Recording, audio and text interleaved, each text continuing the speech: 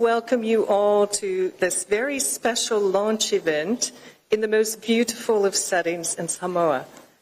I wish to thank all of you for your interest in how we as a wider community can take a holistic approach to acting on arguably one of the biggest national threats that impacts us throughout the Commonwealth, which is natural disasters. I would like to start out quickly by thanking the Secretary General for her leadership on disaster resilience and the promotion of rapid response to help our member states, and the advocacy on behalf of our small island developing states. I would also like to thank Alison Raw, who's been leading on this from our Commonwealth Secretariat team, along with Sarah and Osmal, and all who have contributed, many of which are here today. It is now my great pleasure to welcome the Right Honourable Patricia Scotland KC, the Secretary General of the Commonwealth Commonwealth, to provide a few words. Thank you.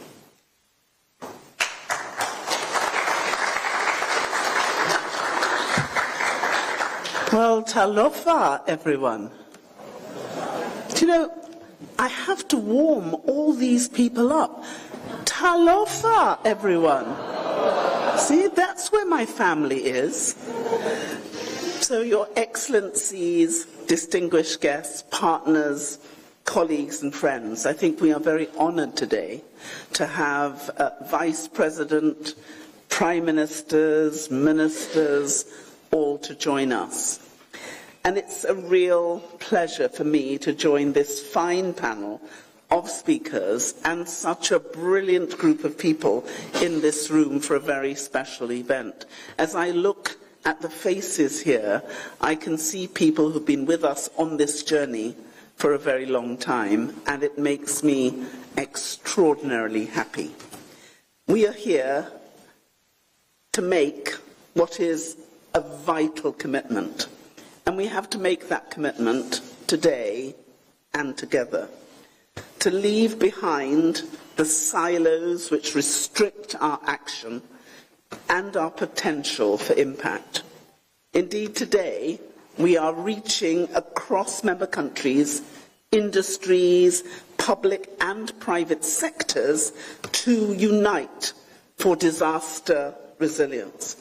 And I am really so grateful to each and every one of you for being part of that unity. Your presence underlines the importance of resilience within our Commonwealth countries and a resilient Commonwealth family in the face of worsening climate crisis. Our work for climate action is world-leading, flowing from our charter, inspired by our mandates and driven by the commitment of our member countries. Our Climate Finance Access Hub has unlocked hundreds of millions of dollars to support our member states. Our Living Lands and Blue Charters work to protect the land and the oceans and to preserve our precious ecosystems for generations to come. Our Common Sensing programme leverages satellite technology to anticipate and prepare for crises. And today, we combine these efforts in a new digital one-stop solution, the Commonwealth Disaster Resilience Centre.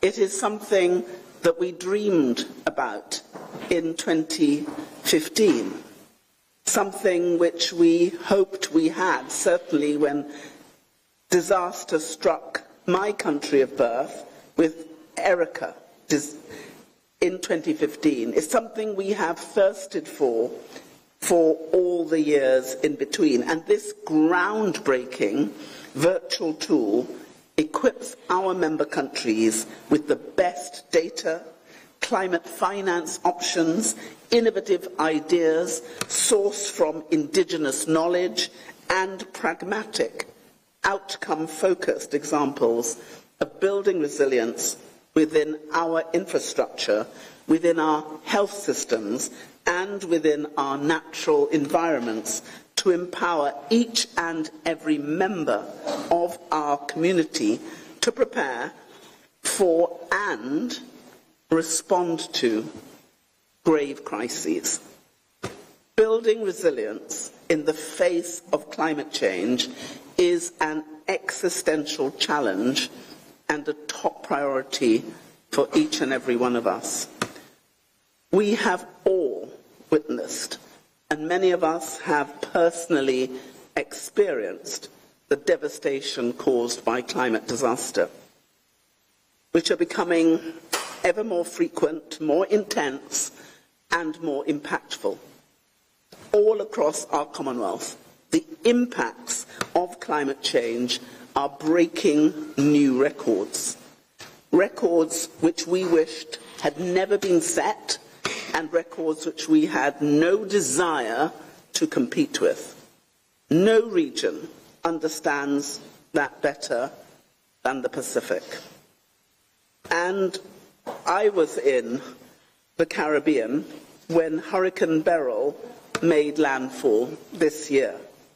The most devastation that a storm has ever caused in June. It was always used to be said for hurricane season, June too soon, which meant we thought there were no hurricanes in June. Those days have gone. We had, for the first time in our history, a Category 5 hurricane in the Caribbean in June. Traditionally, we prepare for disasters, then we face them, then we try to recover from them. Now, we must do something different. We must now all do this simultaneously in parallel streams of work. Too often, our member countries are forced to do this with limited resources, with limited data, with developing infrastructure, all of which are made more difficult when a disaster strikes. And then another, and then another. For most of our vulnerable member states, which have contributed the least to the climate crisis and yet have been the most affected, the need for action now is urgent. Here, at CHOGM, at COP, in every international forum, we must continue to stand together and act to create the impact we need. We must continue to work together to be the change. All 56 member countries, 5 regions, all sizes, all cultures, all shapes. This launch of our Commonwealth Disaster Resilient Centre was made possible by the dedication of our team at the Commonwealth Secretariat and by the commitment and expertise of all of our partners. Our partners in data and impact measurement, in geospatial technology, in telecommunications, and across the development space. The challenges we face insist that we depend on each other. Together, we have extraordinary capacity and potential. And together, we can join the dots for disaster resilience. So, as we launch the Commonwealth Disaster Resilience Centre, and as we work together today to propose silo-breaking solutions to an urgent question, we are sending a clear signal that building disaster resilience requires all of us. Because when the ocean rises, when droughts hit, when cyclones tear through our communities, it is not just the affected countries and communities which suffer. It is our entire Commonwealth family, and it is the whole of humanity. As Secretary General for the past 8 years, it has been an honour to work alongside our member countries to go beyond the status quo and to build a programme which rises to the scale of the challenge, to look beyond what is already being done and to imagine what could be, what needs to be. It is a privilege to launch this vital resource and implement the action we need to see. I am proud to celebrate our work and our partnerships, and I will always be proud, always, of the convening power of the Commonwealth, our ability to stand up to and to overcome the greatest challenges. We have done it before. We are doing it now, and we will do it again. It is a profound moment for us because as we look at each other, we know the fight that we have already had to make. We know the challenges we have already overcome, and we understand only too well the things that we still need together to face. But as I look at our leaders, not only do they look remarkably good-looking and colourful, and as I look at all of you, I see the reason that I'm not just hopeful, but I am certain we can together do this. Because if you just look at who you are sitting next to, the brilliance, the wonder, the intelligence, the knowledge, you'll see why I am so confident. Because if not us, then tell me who. And if not now, then tell me when. We cannot be too late. It is our moment today. And our children and our grandchildren will remember this moment when they say, "What did you do?" Those of us who are committed now will be able to say, "We joined together, we created the basis, and then I know we will not be too late because we will have won." It's not a great deal that this generation is being asked. We're asked to do just a tiny, small thing. That is to save humanity and this planet. And looking at all of you, I know we're doing this. So thank you.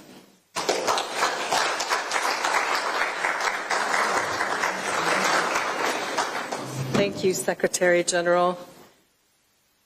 Before we move to the actual launch of the Commonwealth Disaster Resilience Centre, we will play a video from Hurricane Beryl.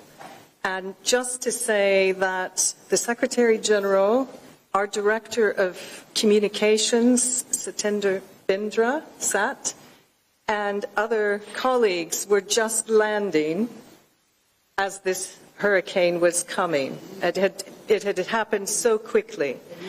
And I remember accompanying the Secretary General right after Hurricane Dorian hit the Bahamas, and what we saw will never leave us.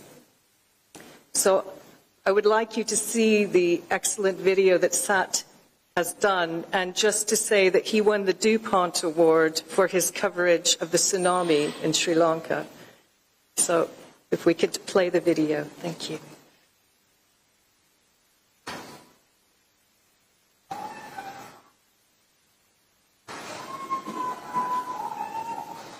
Nature unleashing its fury.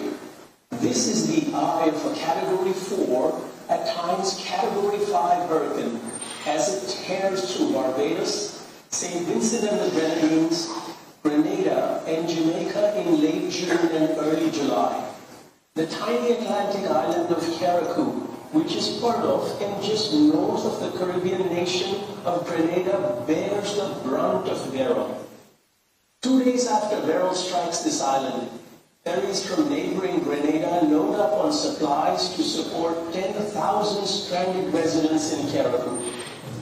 On one of the first ferries out, Charmaine Sanders, she's worried about her 2 children, 15-year-old Desmond and 10-year-old Samuel, who are stranded somewhere on this shattered island. I'm here to ensure that my boys are okay, and actually to bring them down with me because of this devastation.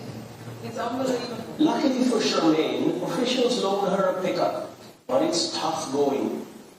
They will have to take a lot of work to clean up this place. It's very hard. Look at that. Heartbreaking and high pressure both. Charmaine realizes she has to find her kids by sunset, before the ferry returns to Grenada.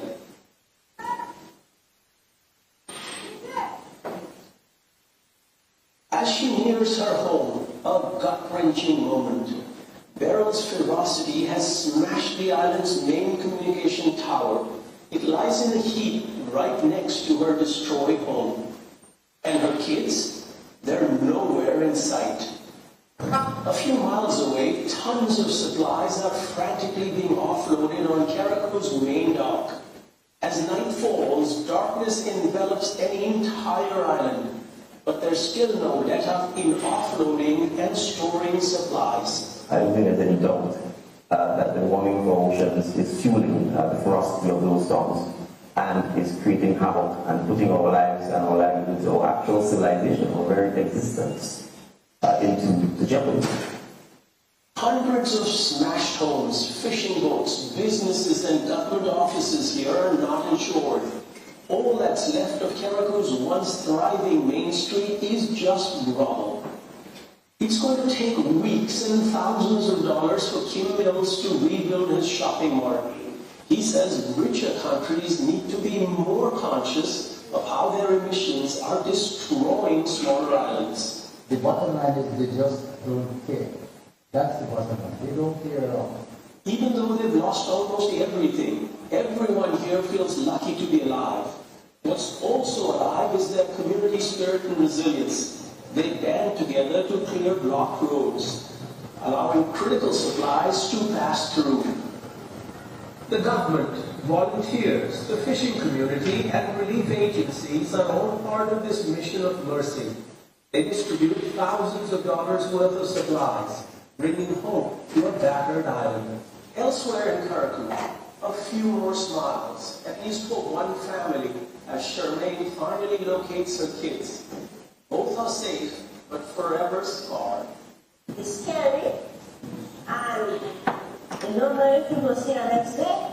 Reunited with her precious family, Charmaine races back to the dock, where the Coast Guard gives them a ride to Grenada. In Carriacou, officials reassure residents they'll build back stronger, better, and faster, and that they'll continue fighting for climate justice. This is about the reality.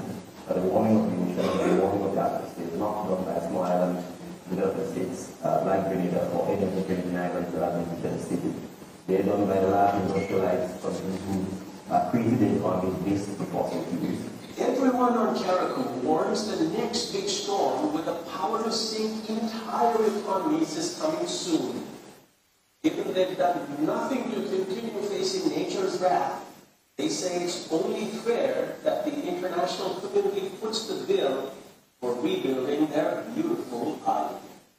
They need the funds to rebuild their economies and enhance their resilience.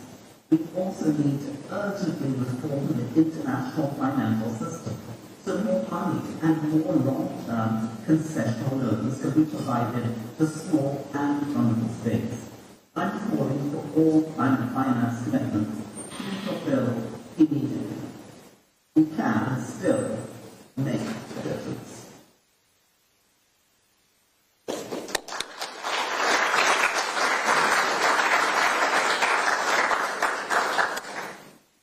That was a very stark reminder of why action is needed and needed today, not tomorrow.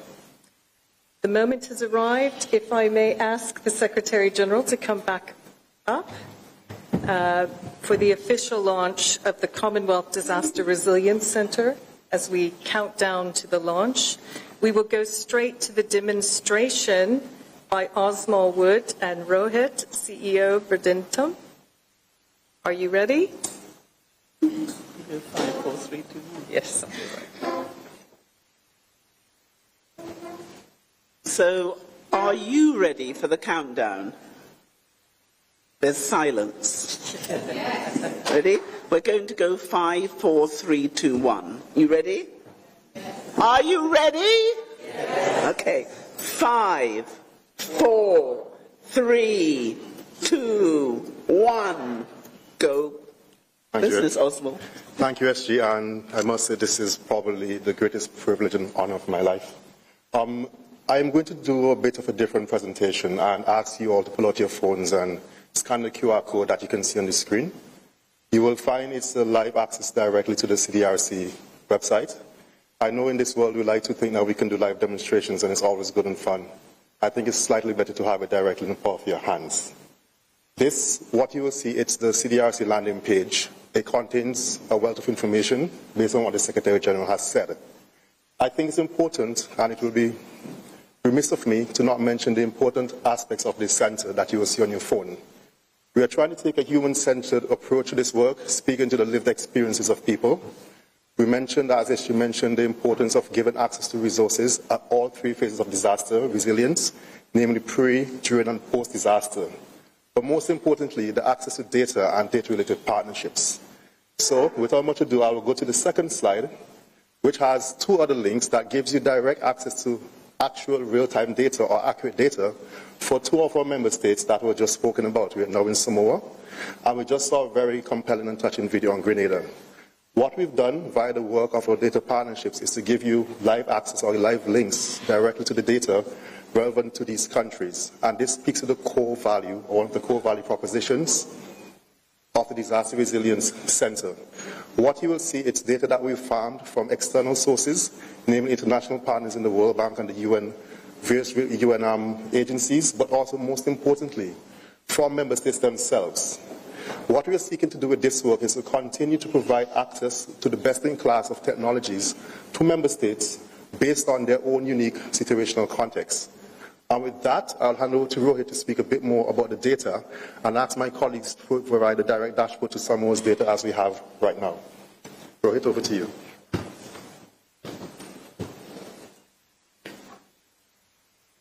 Thank you, Osmal, for sharing that, and we're very proud to be involved. As Deborah mentioned, I lead Verdentum. We're an organization focused on bringing more mathematics and statistics towards problem solving.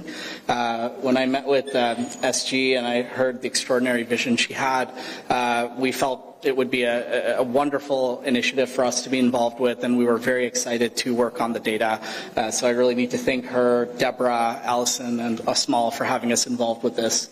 As you can see, what we've tried to do is really put together data from external sources to help heads of state, governments make better decisions around pre-disaster, during disaster, and post-disaster situations. I think this could play a critical role, as SG has sort of framed, in helping governments make better decisions, allocating resources better. So I think this is quite a disruptive and hopefully a very useful tool to governments. I wanted to speak about a few things, one of which is sort of defensibility of data. And I think this is something that was very, very important to us. We didn't just want to put up some data that we found. If the data isn't very accurate or usable, then it's of no sense whatsoever. So one thing that's quite unique to this initiative is really ensuring the defensibility of the data that's available. And of course, with time, something that we hope to actually bring forth quite a bit of AI. Hopefully it'll help governments make better decisions through forecasting, through more statistical modeling, looking at areas including climate adaptation. We hope to apply natural language processing, some further deep learning, other AI tools to make this an even bigger and better initiative. But I think it's already a great start, and I think it's really SG's vision that has brought us here. So we're very proud to be involved. Thank you, SG, for having us. We're more than happy to answer any questions about the data afterwards. Thank you.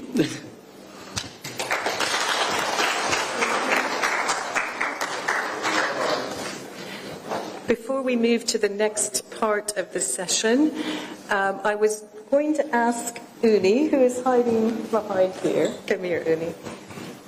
Uni Christian Nair is our Director of Climate, and just to say a few words about how the intersection between the Commonwealth Disaster Resilience Centre and our Commonwealth Climate Finance Access Hub links together. So he'll just very briefly mention that. Thank you, Deborah. Excellencies, Secretary General, Honourable Prime Minister and Ministers, all protocol observed. So the Commonwealth Climate Finance Access Hub, as the Secretary General explained, is in existence in the last 10 years, and we are now celebrating the 10th year of existence. And we have successfully, with a lot of experience, accessed around $365 million worth of projects for the small and other vulnerable member countries, actually. So this is something which we have done with lots of learning that we have captured essentially. And I would like to echo that we are not reinventing the wheel here. The Commonwealth Disaster Resilience Centre definitely will use a lot of the learnings from the Climate Finance Access Hub to fast track the implementation, especially on how we implement actions at country level that are resilient to the increasing threats of climate change. And as we have seen, in many of our hurricanes are accelerating from the Category 1 to Category 5 in no time, actually. So I just would like to highlight 5 things that we would like to integrate into the Disaster Resilience Centre infrastructure, basically by way of more of inclusive approaches. Just would like to give some examples. So we were the first one to get a project proposal from the Green Climate Fund to build readiness of differentially abled people's institution. So it's a great learning because that has not been done yet, and so this is basically something where the elements of inclusion is being built into the access to finance. The second, definitely infrastructure improvement. So we have a lot of issues around flood, drainage, waste, energy. So we're working currently with leading organizations like CDRI, for example, in countries like Mauritius and Fiji in terms of accessing finance. And finance, which is state-of-the-art, where the infrastructure improvement is visibly seen. Then ecosystem restoration. So our Secretary General has been the champion for regenerative development. So, and we've been now doing a lot of projects in that front as well, especially in mangroves, wetlands, etc. So human and institutional capacity building. So we also are increasing our footprint in terms of building the skills of young people in terms of how they should be involved in the disaster preparedness as well as post-disaster management, especially around financing, because the rest of the advocacy part we have seen a lot, but when it comes to taking money, utilizing the money and implementing it in the ground, that's where the experiences need to count.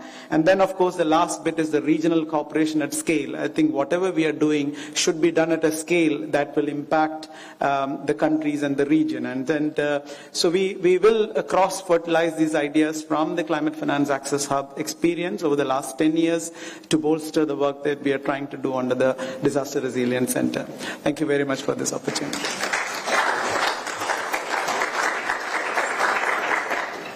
I'm now going to hand over to Suresh Yadav, who is Senior Director of Oceans Trade and Natural Resources, and he's going to lead on the next part. Thank you, Deborah, and a very warm welcome to this panel discussion. Already I see the panelists are on the chair, but I would like to invite Lauren, the Vice President of SpaceX, to please join.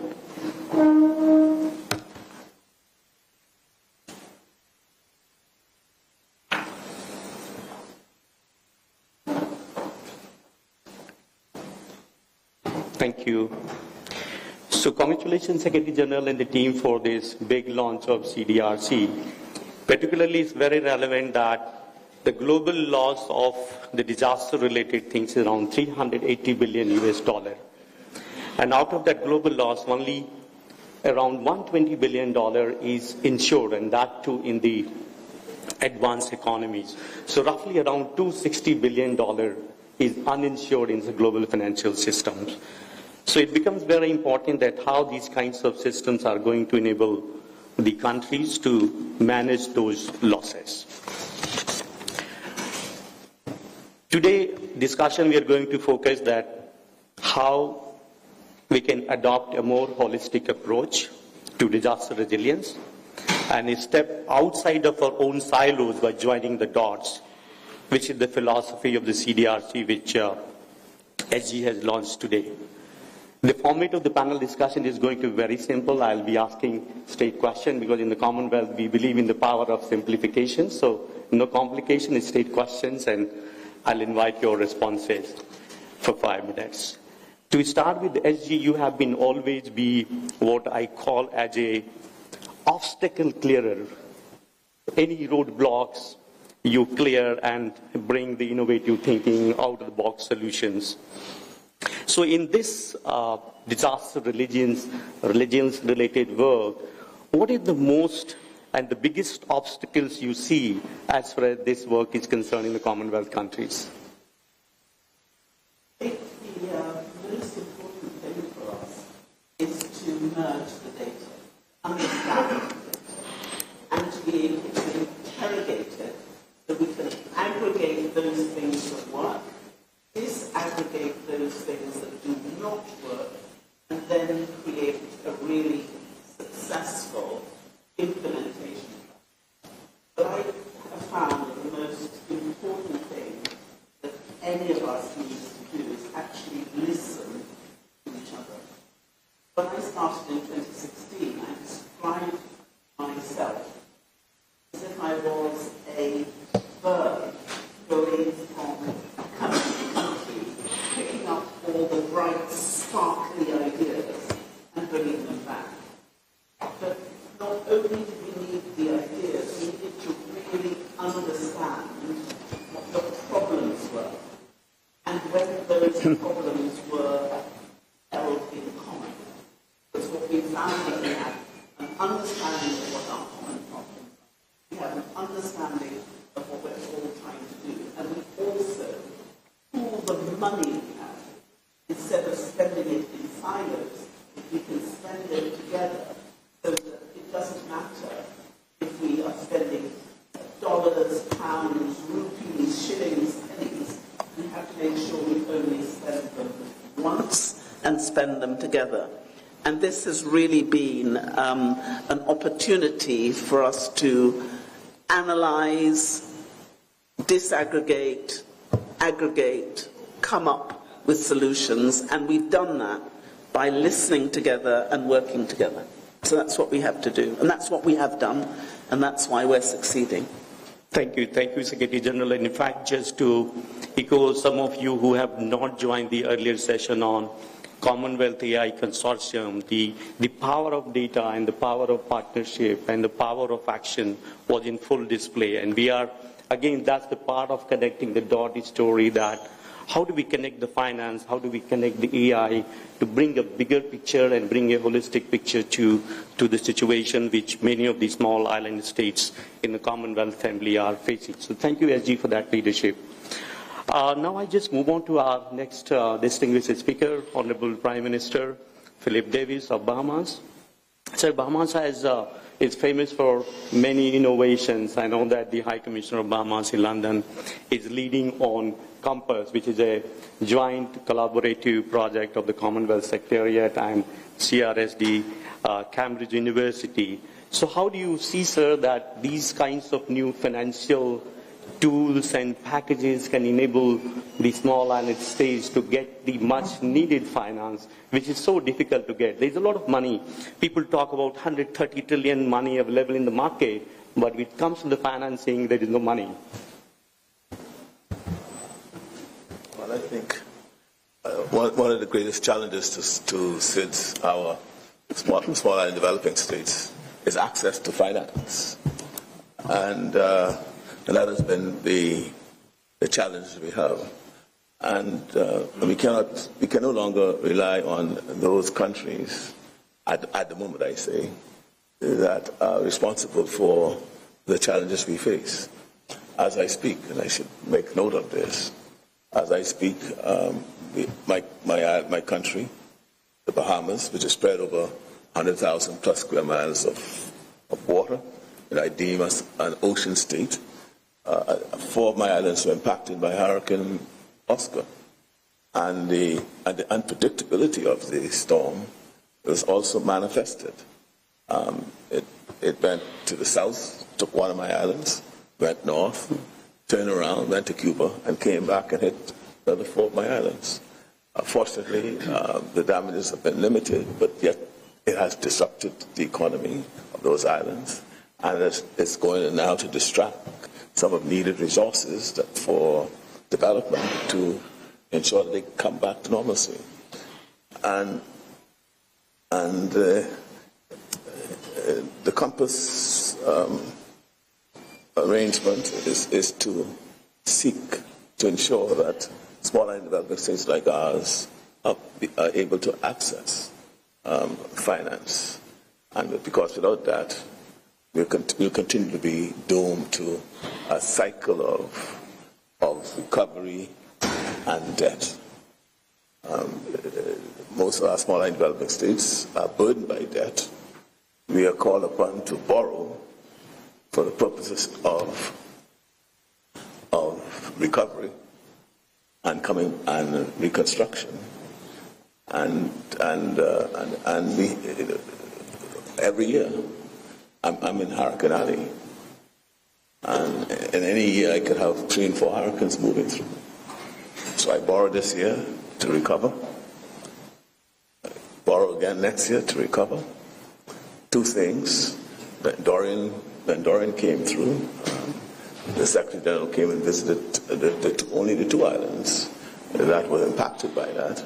The loss for that, my loss and damage amounted to $3.4 billion for a 4-day visitation by Dorian. My annual revenue is less than $3 billion. So my loss equal more than my annual revenue. 40% of my national debt could be directly attributed to the disasters that we have to recover from. And the cycle goes on and on. My challenge, most of the islands in my position, I'm considered a high income country. So I'm not eligible for concessionary loans and or grants from the various multilateral institutions. And so institutions like Compass will help to bring pressure on the international financial architect that prohibits us to get what we wish. I add one thing, and that you mentioned insurance, for example. Our region is becoming uninsurable, either because of the high cost of premiums and or insurance companies are considering pulling out because of the risk factors. So that too is a challenge we have. Okay. And so I welcome the Commonwealth Disaster Resilience Center that will no doubt be able to assist us. We have a similar entity in the Caribbean for CARICOM called SEDIMA where we pool our resources to help our fellow islanders. And I'm going to invite the Secretary General of the Commonwealth to see how we can collaborate and to shore up each other in this effort. Thank you. Thank you, Honorable Prime Minister, for this. And two things coming what Honorable Prime Minister said. One is the international financial architecture. If you go around any of the conversation, World Bank annual meeting, Future Summit, Digital Summit, UN Summit, one thing is common, everybody's common denominator that the current financial architecture has failed to deliver. So what we do next? So we also have in a Commonwealth a working group of the finance minister which are looking into that what could be a alternative and viable solution. And in that process, I must say the Secretary General was ahead of the curve. This compass which we are talking about, I think this project has been there for almost 2.5 years. It's a very collaborative approach, taking into account the views of the young people, Caribbean, Pacific, Africa, and come out with this an alternative model that how do we generate our own resources, not purely relying on the current financial architecture which we are anyway claiming to be failed to address the demand of the member countries. So thank you, Honorable Prime Minister, for flagging that issue. And I'm sure SG has a very powerful vision that how do we blend the entire ecosystems to bring into the CDRC so that it becomes a one-stop solutions, technology, finance, early warning systems, and when the disaster is struck, how you can use that system information itself to file the application for loss and damage and to claim the finances from relevant institutions. So thank you, Virji, for that vision. Now I move on from Caribbean to Africa. And I would like to ask the Honorable Foreign Minister of Malawi, Nancy Tembo, that Honorable Minister, Malawi is a landlocked country and continue to be vulnerable to many climate-related disasters like Cyclone Freddy in March 2023. What is your view that how these kinds of initiatives, CDRC, could enable you as a country to leapfrog in finding the solutions?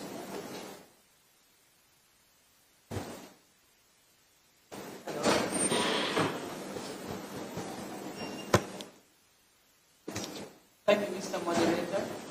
Firstly, thank you. You can just see it.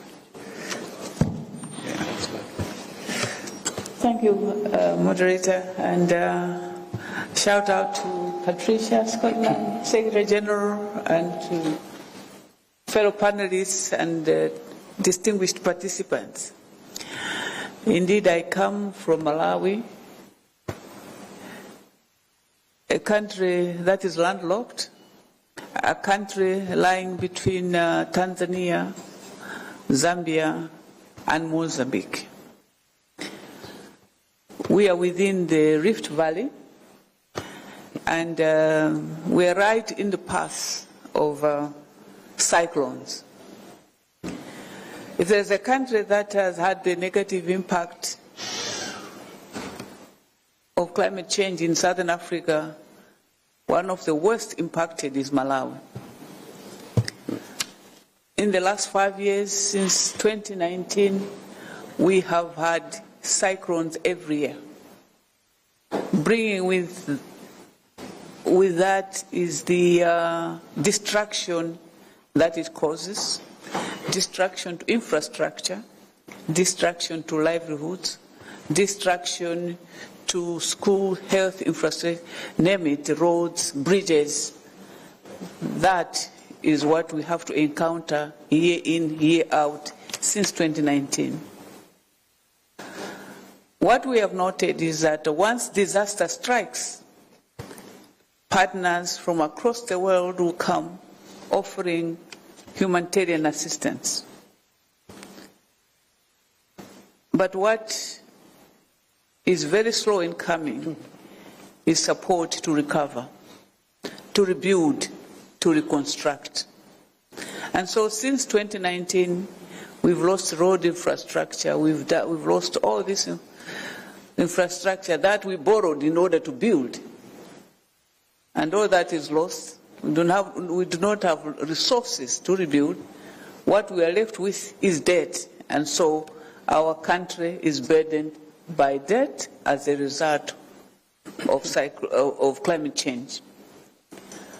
And so this initiative,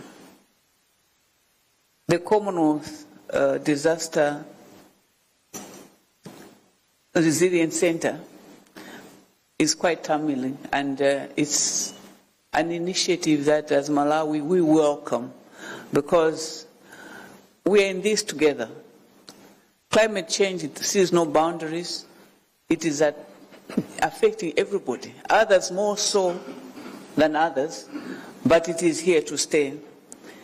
And countries with vulnerable economies like ours need such an initiative where they can have the technical support, where we can be helped in sourcing financing, where we can access data that can help us to prepare and plan using data that is reliable. And I would like to commend the Commonwealth for such an initiative, because it is really progressive, because it is a reality that we have to deal with these issues. And where a small country like ours can access this support, the financing, and the Commonwealth is aware of the challenges that countries such as Malawi are facing in accessing climate finance. And so it is our hope that this initiative helps us to access financing in order to rebuild, in order to build resilience, in order to adapt to climate change. This year, the region, Malawi, Zambia, Mozambique, Zimbabwe, that whole region has been impacted with the El Nino phenomena. And we are told this coming year will have a La Nina phenomena. So all this is having a negative impact on our development. Ground that has already been covered is being lost. We are becoming food insecure. And so we need to plan ahead. And this launch, this center, should help us to access the support that we require in dealing, in building resilience, but also being able to adapt to what is coming. But what it does is, what climate change does, it is an issue that cuts across all sectors in an economy, in a country. So you're having your health sector impacted, you're having your education sector impacted, your road infrastructure impacted. And so if we can, the Commonwealth Center can look at a country and see how best that country can be assisted. Because what obtains in a particular country is not the same with what obtains, for instance, the UK may have a cyclone or a hurricane, whatever. But the way it impacts on the UK cannot be the same as the way it impacts on an economy like Malawi. So I would like to urge that as we move forward, this realization must be taken into account to ensure that countries such as my country are helped, because we really are suffering and we're being taken back. And to date, we've complained of the difficulty that we've had in accessing financing. The loss and damage is here, it's in place now, but have we benefited so far? What can we do to benefit? How can we simplify the mechanisms to access such financial instruments? So it is my plea that this is a new initiative that has, in its launch, it has taken into account all these challenges that we've had, and that it could be a better instrument, a better tool to assist developing countries. Thank you very much. Thank you, Honorable Minister. And the climate problem has no boundaries, Honorable Minister rightly pointed out, and the solutions has boundaries, silos, and that's where the CDRC is trying to bring a boundaryless solutions to a boundaryless problem. So thank you for highlighting this particular aspect, which I'm sure CDRC will address in due course of time. From Africa, and I move on to Europe, to Honourable Minister Lord Collins, the Commonwealth Minister in the UK government. Honourable Minister, I know UK has a fantastic experience of addressing these kinds of challenges, and also London continues to be the financial capital of the world, and a lot of innovative financial instruments are developed in the UK, and a lot of international organizations take the support of the UK government in addressing these kinds of challenges. How do you think that the new approach of UK in supporting and protecting the countries and the people from the climate disasters, and to make those countries and people more resilient?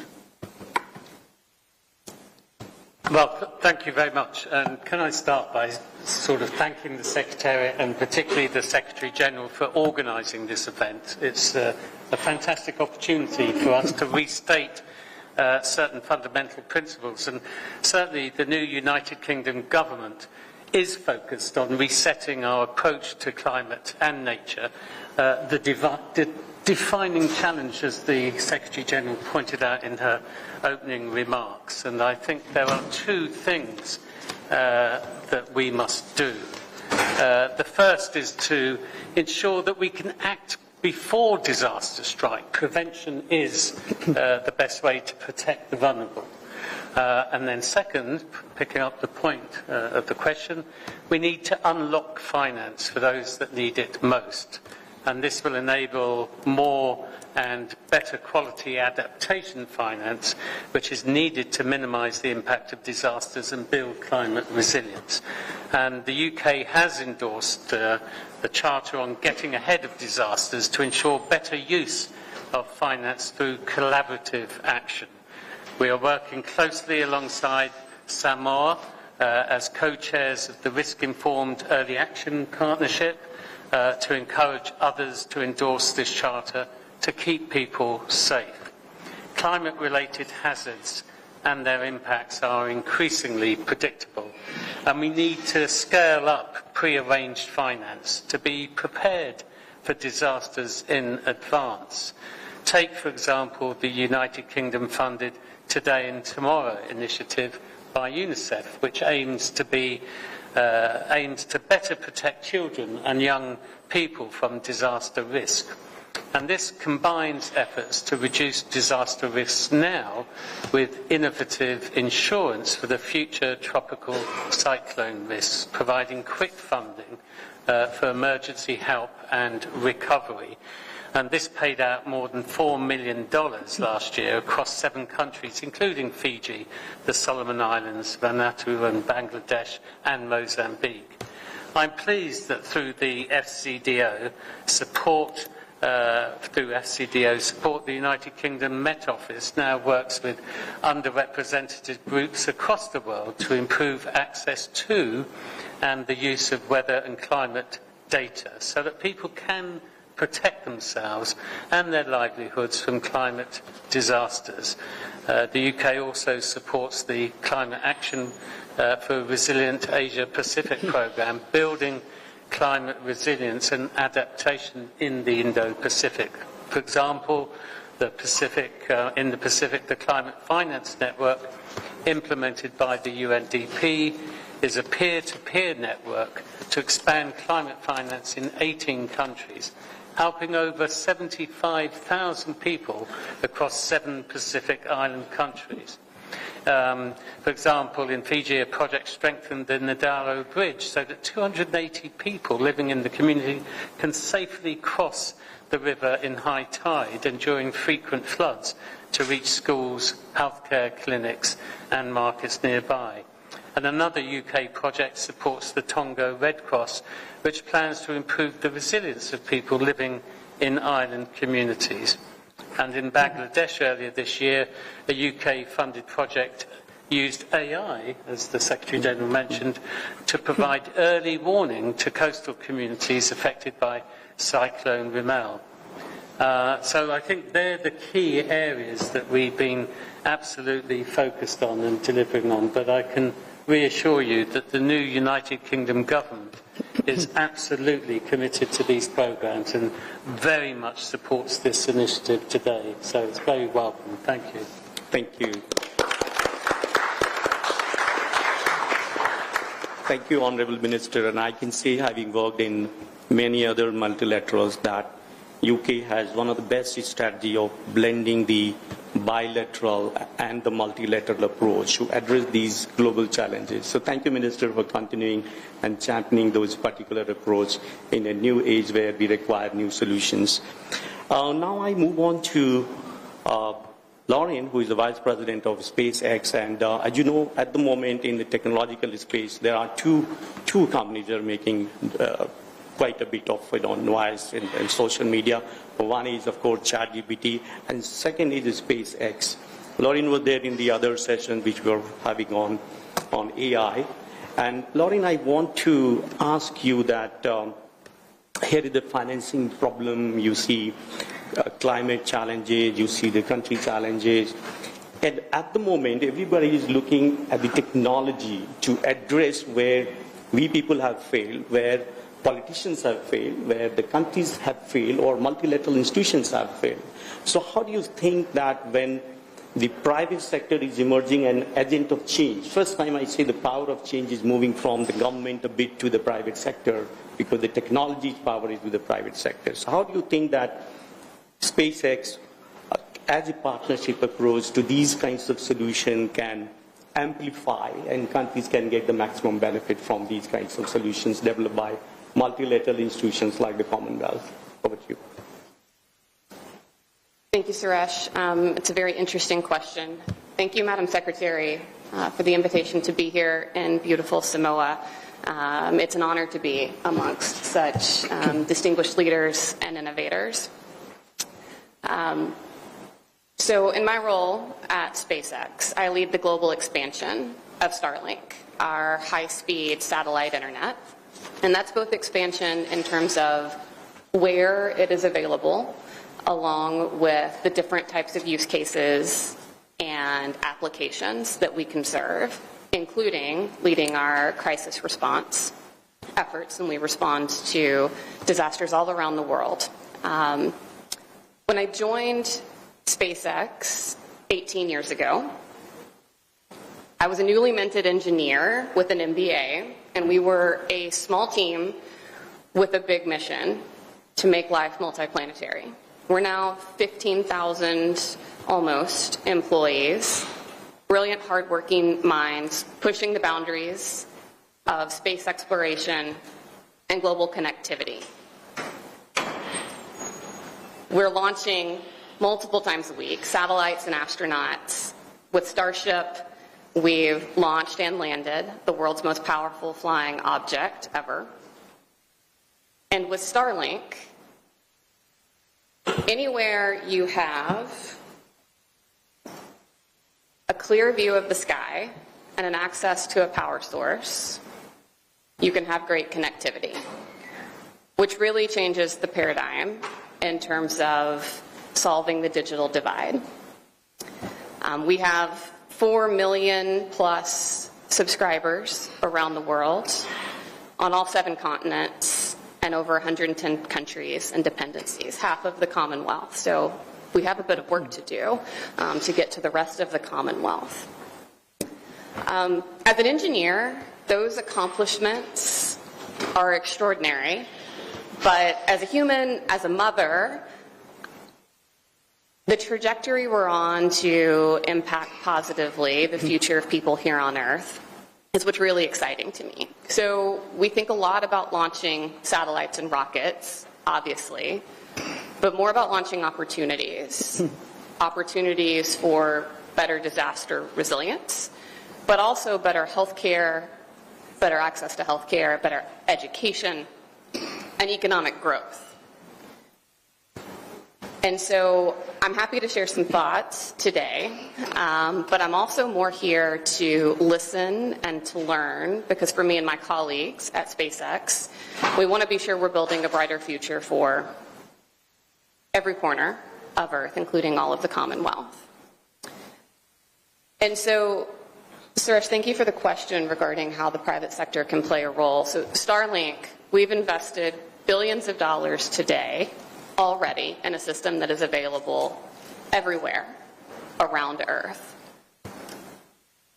At the most basic level, what we need to be able to offer it in a country, great connectivity, again, with just this, a clear view of the sky and a power source, is government approval to operate. And so I mentioned we're live in half of the Commonwealth. And so what we find, especially in times of disaster, we watched the video earlier. Actually, the very first portion of the video, there was a logo at the bottom, WX on there. That gentleman I connected with in the aftermath of Hurricane Beryl.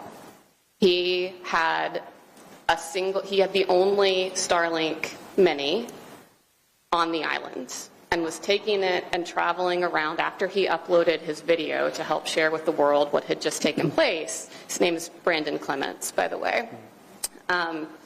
He was taking it around the island, allowing people to connect. And so I can only imagine that mother, who she used the words gut-wrenching.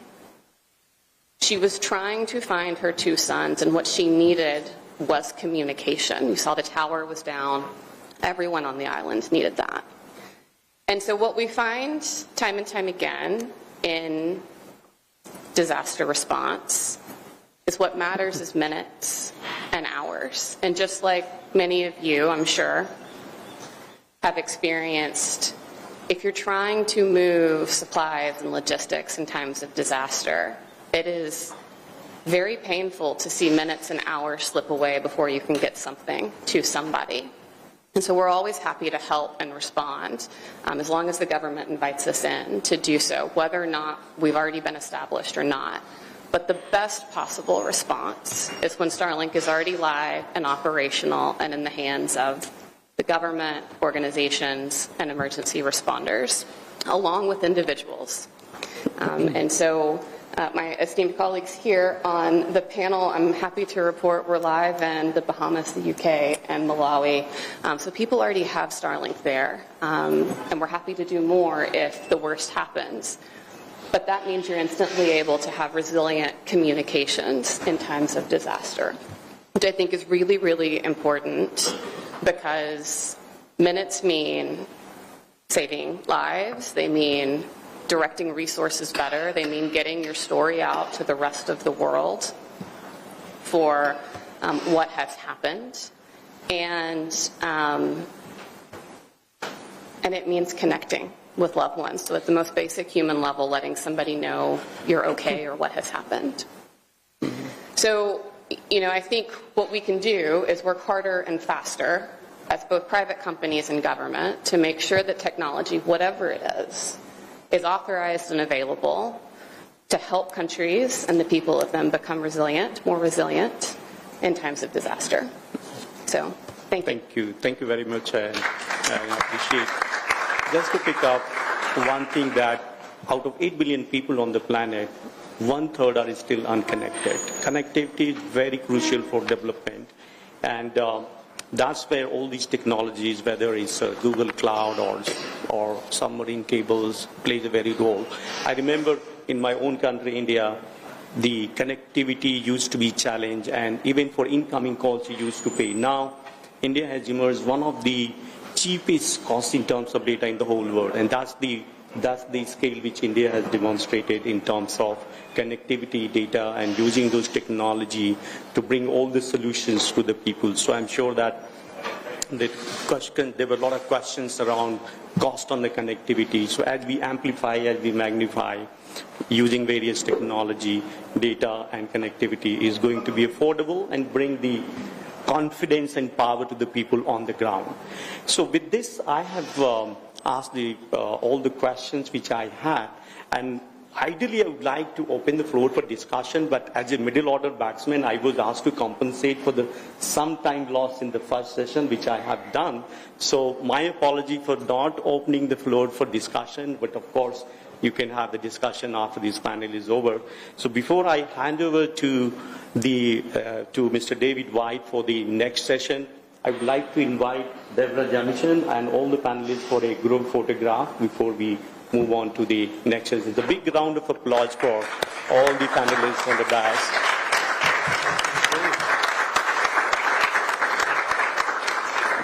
And I'm sure that the technology, power, finance, politics, and governance is going to take care of many of the challenges which we are facing in many of the small island developing states. So thank you very much for your kind attention and audience. Thank you. Where would you want us to stand?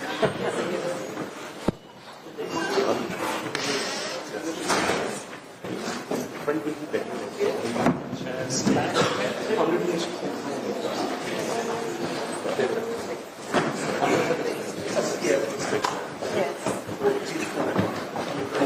Come on the front.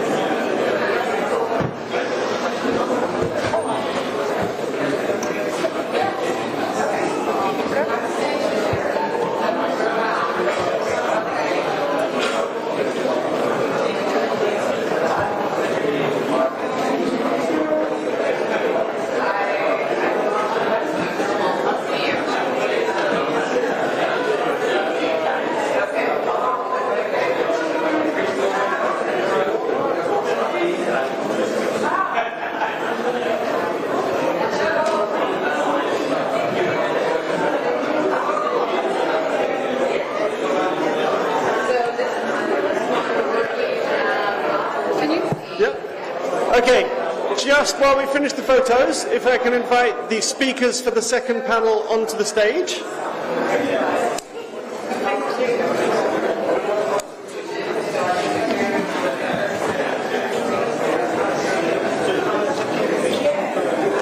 No, we're not finished. We have another presentation.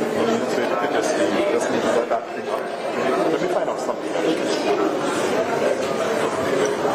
Does anybody from your panel have a presentation or anything? No,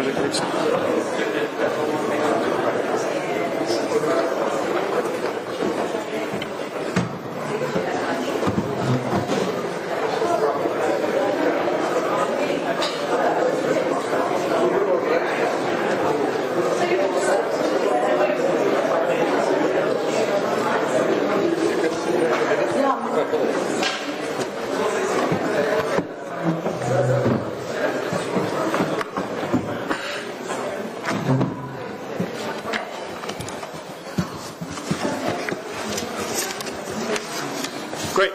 Hello, everybody, and welcome to the second part of this discussion on joining the dots, with a focus on disaster-resilient infrastructure.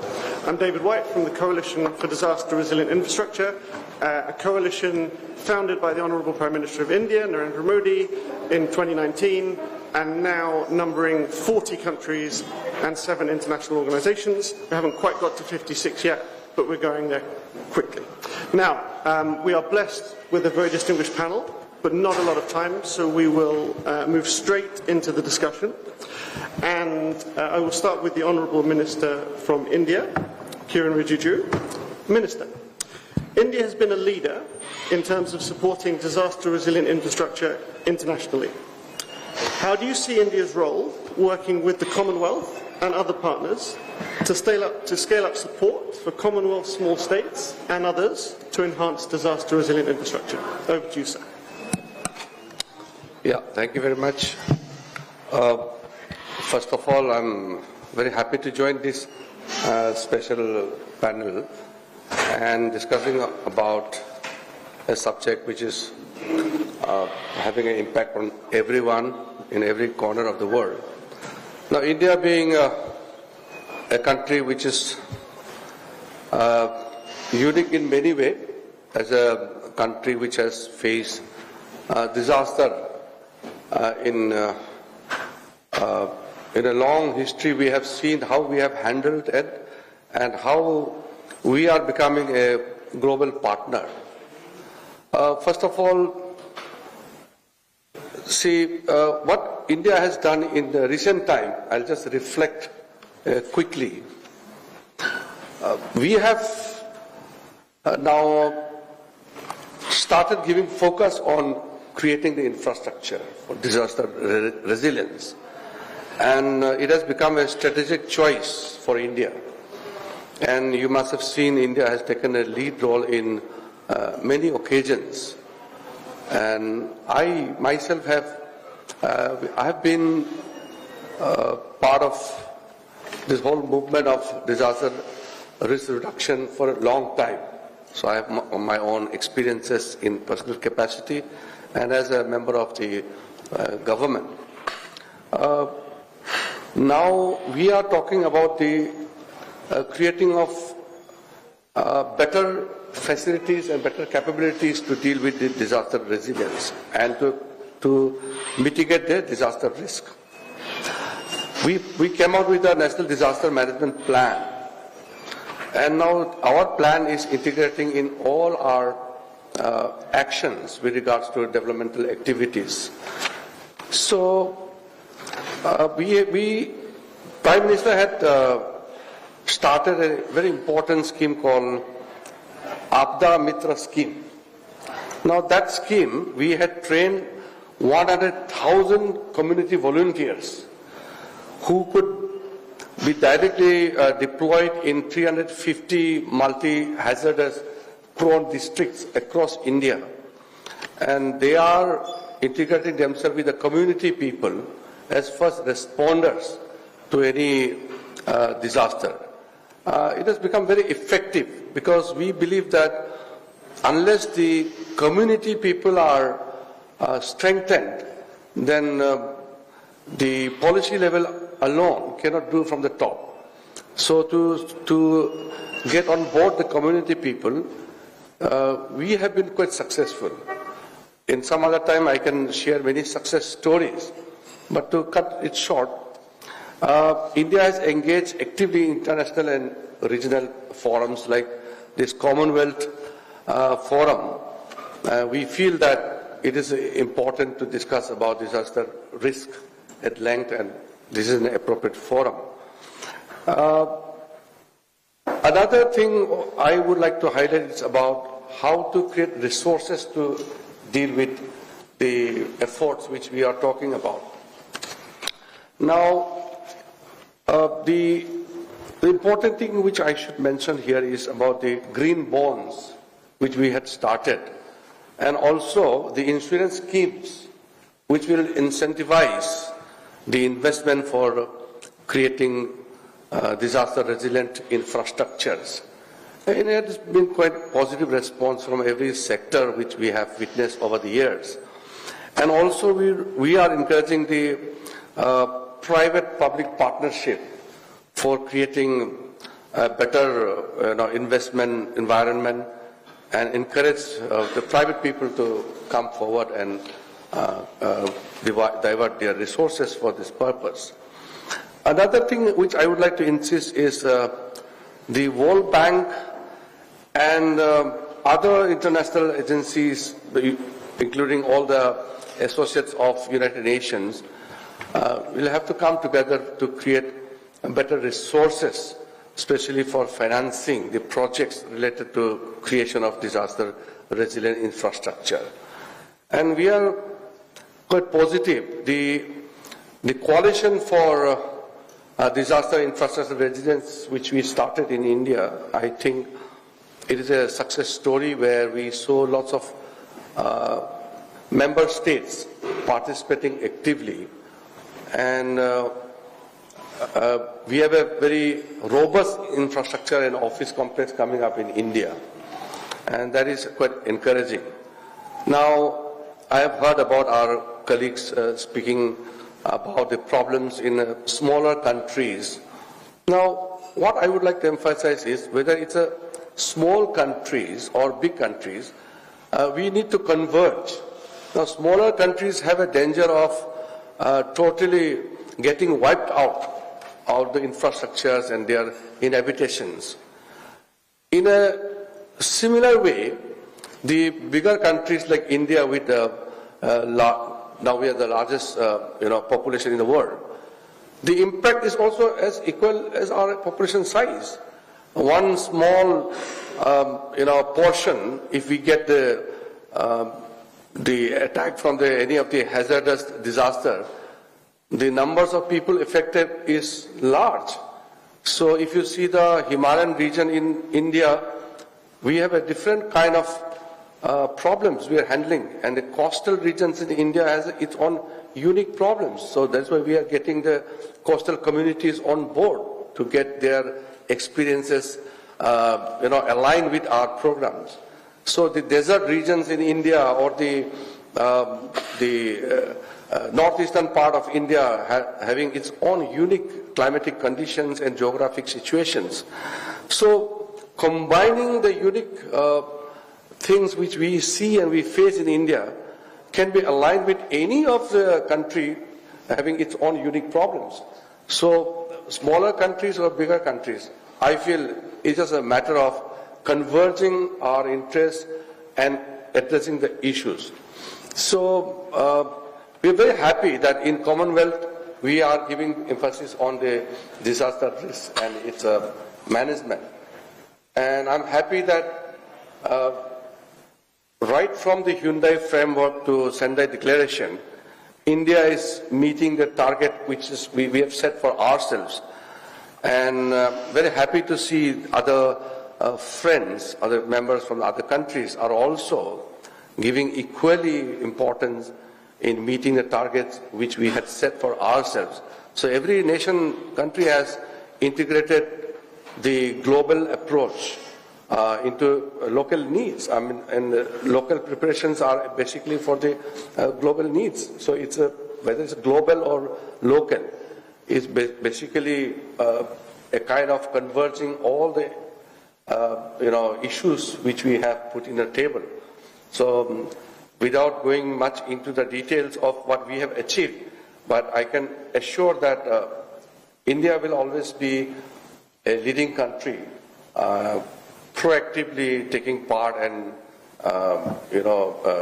be a partner with all other nation states. So thank you for inviting us, and I'll be happy to share with all the friends about our success stories, but without going into detail, I feel that I have learned a lot listening to our other panel members and the previous discussion also.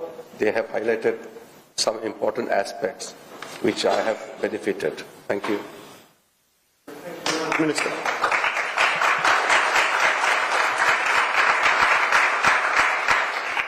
I think the Commonwealth is an excellent forum to bring people together, as the Minister said. Big countries such as India, the 33 Commonwealth small states, and as someone who's been fortunate enough to live in India for 4.5 years, it is absolutely true that from the islands of Lakshadweep to the hills of Arunachal Pradesh in the northeast, India has absolutely a bit of everything. We'll move now to the High Commissioner to London of Jamaica, His Excellency Alexander Williams. High Commissioner, could you please give us an overview of how Jamaica is integrating disaster-resilient infrastructure into its development plans, and what steps you're taking to enhance access to finance, especially finance keeps coming up in every discussion, for these critical investments. Over to you.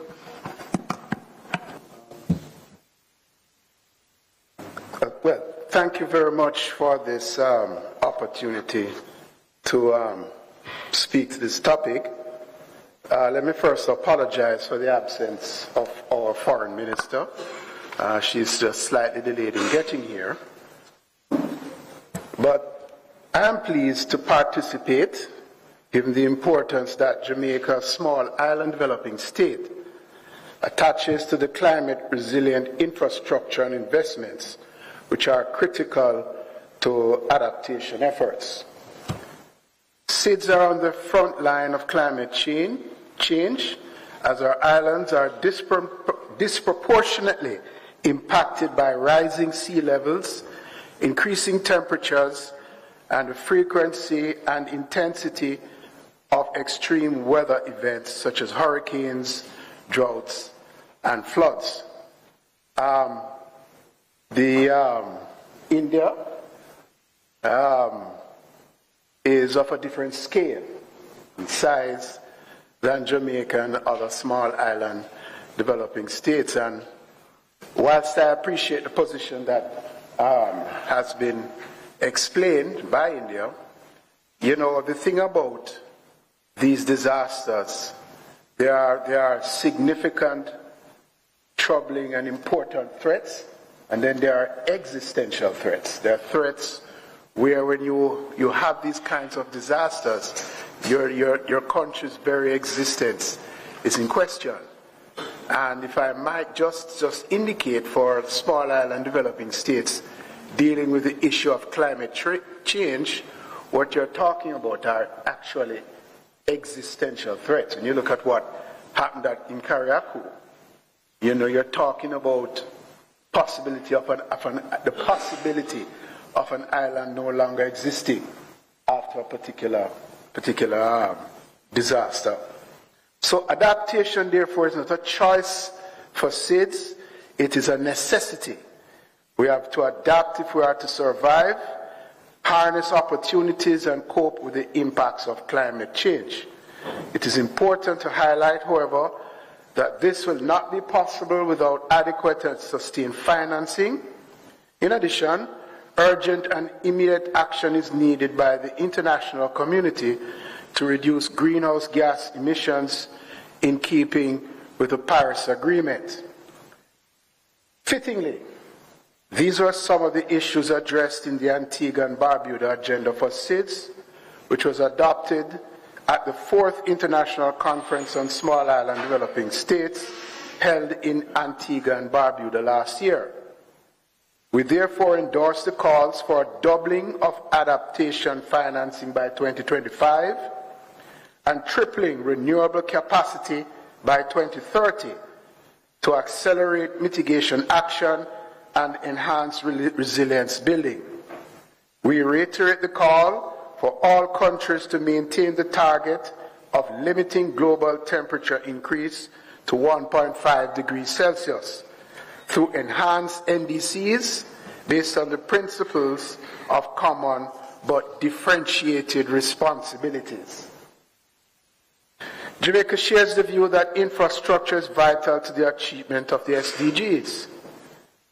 We have taken keen note that recent estimates suggest that the annual investment required to address the infrastructure deficit, achieve net zero transitions, attain the fulfillment of SDGs and strengthen resilience by 2050 amount to US 9.2 trillion.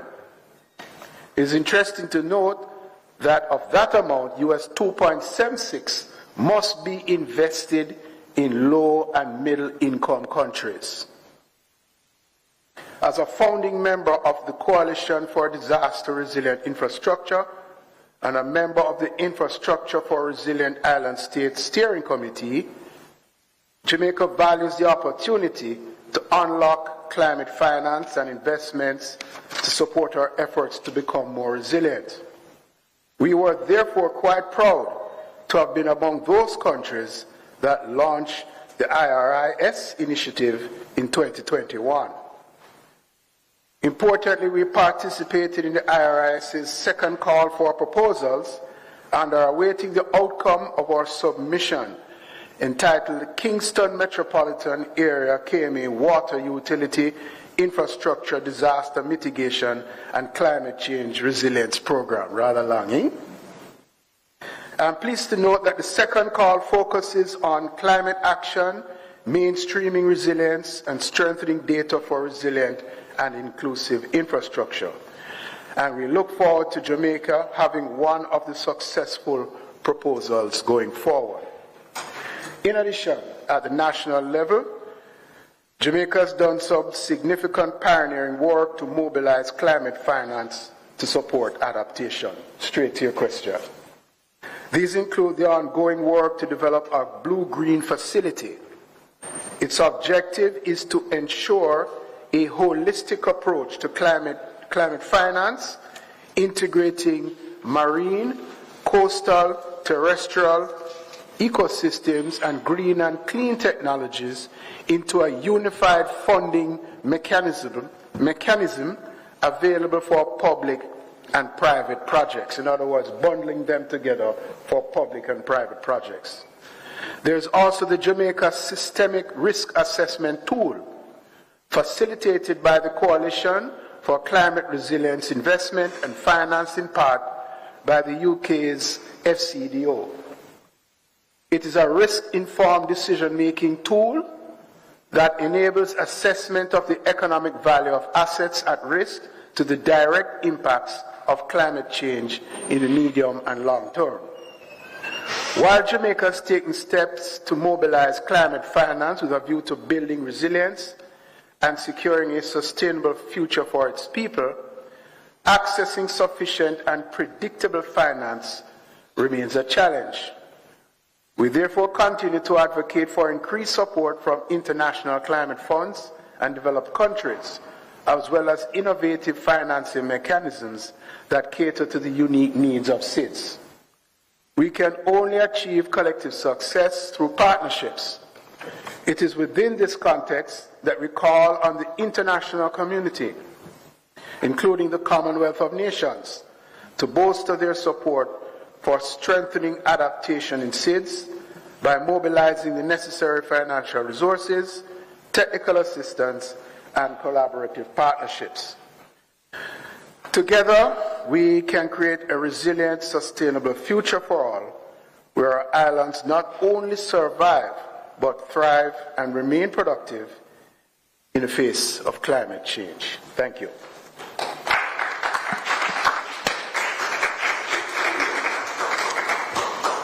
High Commissioner, thank you. You very eloquently explained the existential nature of the threat to small island developing states. There is no doubt that the 33 Commonwealth small states, we heard also from the Foreign Minister of Malawi earlier on the challenges facing landlocked developing countries, are at the forefront of the climate crisis.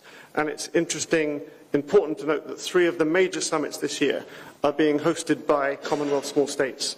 Antigua and Barbuda hosted the 4th Small Island Developing States Conference in May, which came out with a very strong Antigua and Barbuda agenda for SIDS, which will chart a course for the next decade with disaster-resilient infrastructure at the heart of that. Samoa is hosting CHOGM now, and we look forward to deliberations of heads over the next few days. And then Botswana will convene the 3rd Landlocked Developing Country Conference in December. Now, our 3rd speaker is Fui Tupai Mau Simanu, Secretary at the Ministry of Works, Transport, Infrastructure and Energy. So anyone who had a smooth arrival at the airport has been picked up, moved around, or who has seen the amazing initiative for every village in Samoa adopting a Commonwealth country and putting out flags and welcome signs. Fui is one of the people who to thank, so thank you very much for all your efforts and your hospitality. And I wonder if you can tell us, obviously resilience runs very much through the heart of this summit. I wonder if you can give us some thoughts on why and how Samoa decided to make that so central, and give us some thoughts on your experience enhancing disaster resilient infrastructure in Samoa. Over to you. Thank you for those kind words. First of all, I would like to apologize because the minister is not here. He's speaking, delivering the keynote address in another side event. The question is, why is it so important and so central to us? We live on an island, you know, and I've heard the speeches by the previous speakers about their experiences, and it is our experiences that we learn from. And probably back in the 1990s, we had two severe cyclones that hit us, and then beginning of the 2010s, we had two other cyclones. And it's from that experience where we sort of, the government, it all started from the top at the legislative level. And I can honestly say, maybe I'm bragging a bit, but Samoa really is in the forefront of climate resilience ideas as far as the Pacific is concerned. I can say that as far as disaster response, our major response agencies work effectively because of our experiences I've just mentioned, and also because our system is based on our communal effort and contribution. All developments, regardless of what kind of development it is, has to go through a process called a development consent. And it is a thorough and a vigorous process where applications are assessed that against specifications to ensure that they meet the type of climate resilience that we're looking for when we're building buildings. Another thing too that we have a lot of projects that we are doing right now of course, the two, mitigation and adaptation. With our seawalls, as well as a river with flood mitigation. We also have energy projects. Samoa has a very ambitious renewable energy target and electricity generation. And with that, we can break down that in our energy mix, about 50% of our electricity is generated from renewable energy, and the other 50% from diesel. So with that sort of thinking and that sort of drive, it enables us to focus on getting projects and implementing projects, and also looking for financing of feasible projects which can deliver us the kind of resilience that we want. Now we've been talking about climate financing. I think this is also the opportunity for me to complain about some other financing mechanisms that we have. But the Asian Development Bank and the World Bank as probably the two of our main development partners in the past, and which has helped in building the infrastructures that you see, the roads that you drive on, that were mostly done by the World Bank. Pretty recently we had the GCF, Green Climate Fund, and they were supposed to build some river walls protection for us. But for some reason, we've had some very difficult dealings with them. So I think we really need to have a look where we went wrong, or where we could improve that relationship. And I believe it's not only Samoa that has that experience with the fund. What we know is that as a lot of these climate financial initiatives are available, we also need to be able to talk the language which makes us attractive to these financiers. And it's a challenge for us, but I guess that we have to do it, and we're getting there. We're getting the capacity building that's needed for us to be able to do that. I guess another thing that one other thing that's very important and it's working for us is in the involvement of the private sector. As I was talking about the renewable energy generation, some of our solar farms are owned by the private sector, and we have power purchasing agreements with them, so the government buys electricity from them. And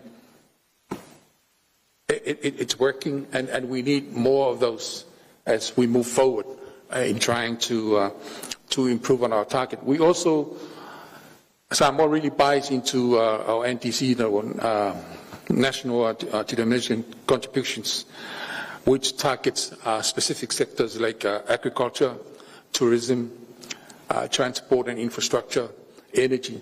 And we all have our targets, and we all have our roles to play to ensure that those targets, as agreed upon, are met. So it is that sort of thing. We also have, it's good to have my colleagues from our architectural group, and I know they are forming an association, and that's all part of the plan, because to have climate resilience infrastructure, we need engineers, we need architects, we need quantity surveyors, and we need good builders. And to start with that, we need legislation, and we need so that we make sure that the people that we are doing all these things are qualified and go through the proper process to ensure that they meet the specifications that we want.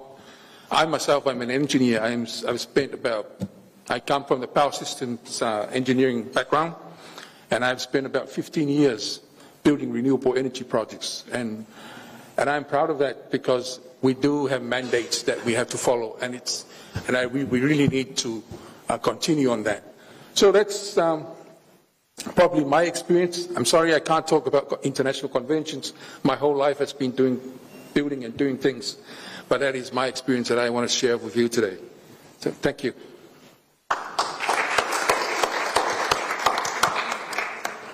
Thank you very much. Minister, welcome. I'm delighted the Foreign Minister of Tonga has been able to join us, Minister Fekita Miloa Uto'i-Kimanu.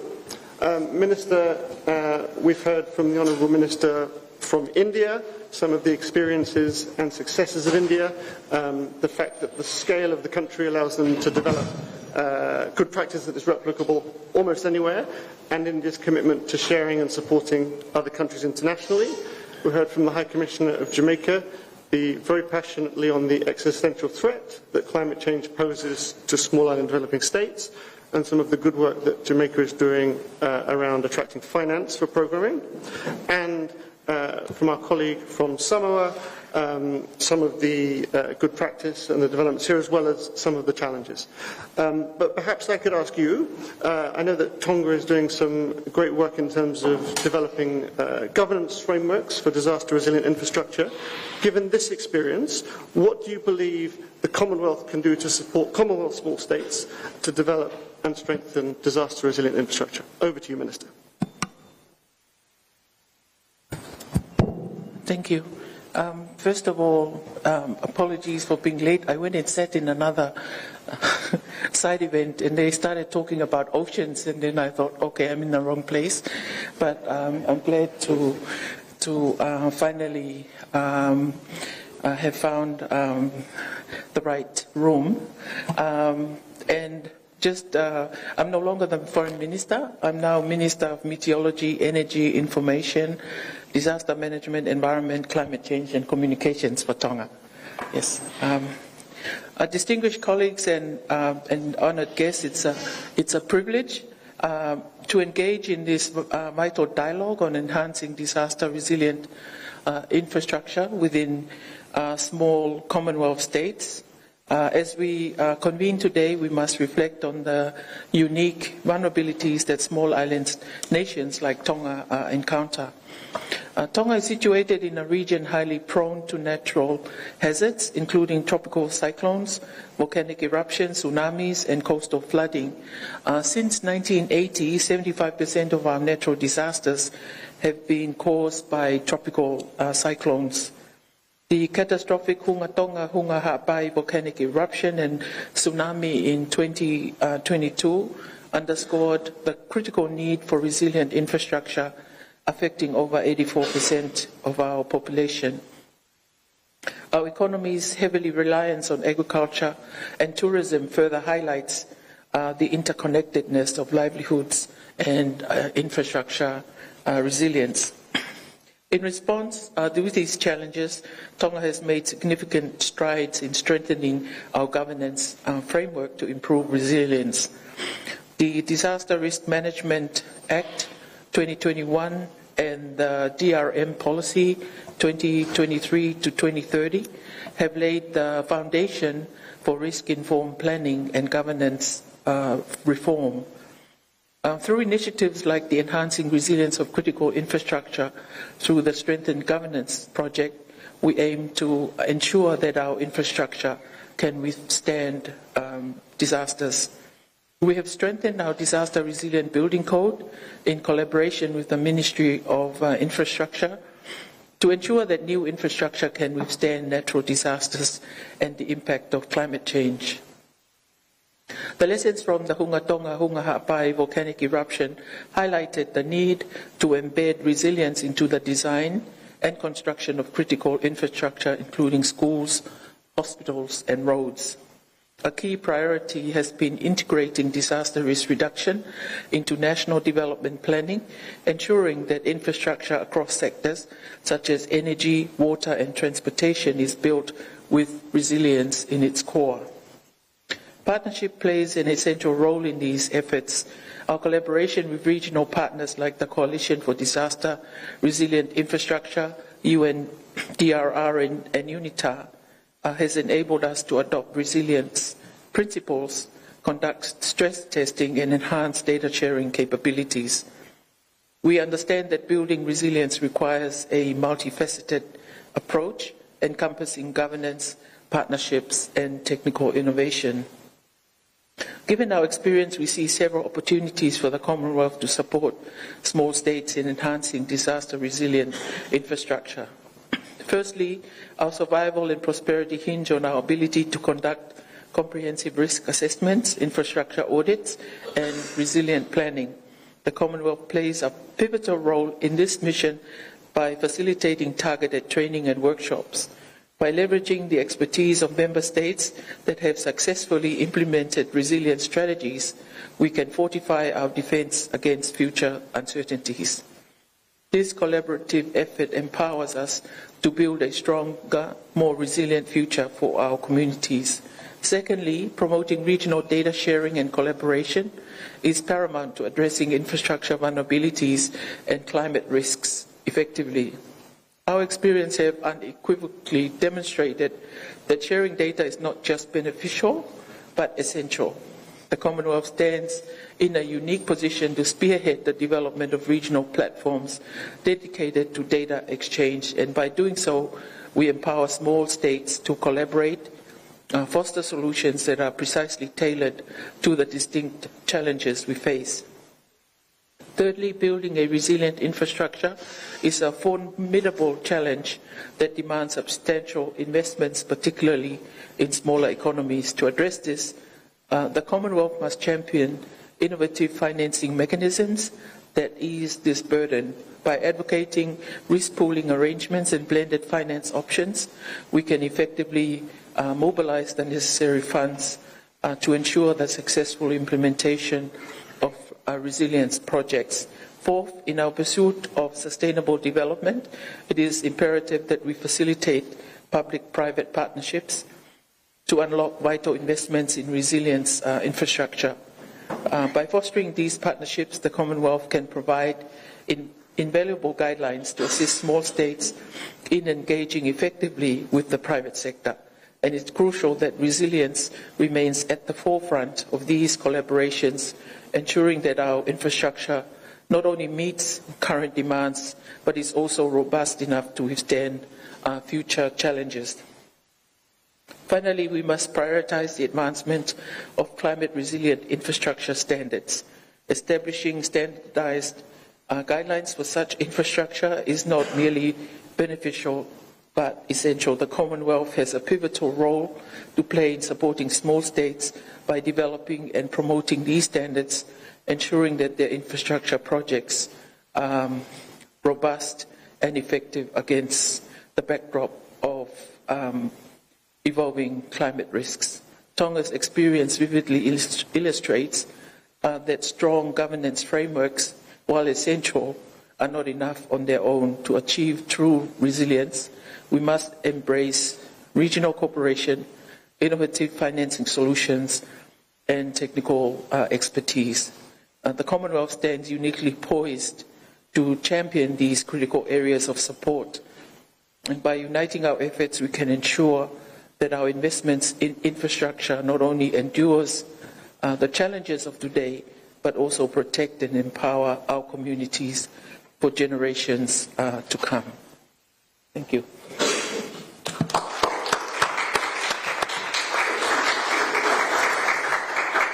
Minister, thank you. We've been very lucky today to have the largest Commonwealth state and 3 of our Commonwealth small states represented, cabinet ministers who are responsible for making decisions, diplomats who are responsible for coming up with the international frameworks and agreements, and the engineers who Free rather modestly said are the people who build things, and ultimately disaster resilient infrastructure is there to support sustainable development and protect lives and livelihoods, and we need all of these groups to work together, and I think that we will all agree with the good wishes of the Minister from Tonga for the Commonwealth Heads of Government as they meet over the next few days to push this agenda forward. If you could now join me in thanking our panel, that's all we have time for, but thank you very much.